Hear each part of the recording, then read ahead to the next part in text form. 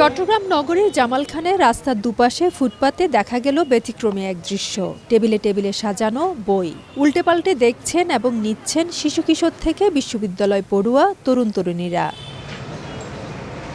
দিনব্যাপী এই উৎসবে একাডেমিক, গল্প, সাহিত্য, অনুবাদ, বিজ্ঞান, ইতিহাস, ঐতিহ্যের সব ধরনের বই বিনিময়ের সুযোগ রয়েছে।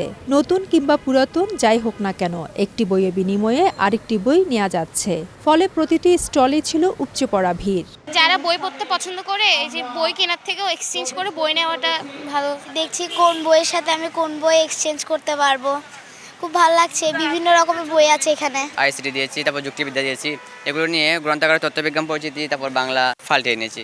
উদ্বোধনী অনুষ্ঠানে বিশিষ্টজনরা বলেন, আশঙ্কাজনক হারে বই পড়া কমে যাওয়ার এই সময়ে এই ধরনের উৎসব নতুন প্রজন্মকে জ্ঞান নির্ভর মানবিক সমাজ গঠনে সহযোগিতা করবে। আপনারা সবাই নিজের সন্তানকে বইয়ের প্রতি অনুরাগী করে তুলুন। আজকে আমরা মনে মনে শপথ করি, বছরে অন্তত 10টি বই পড়ব।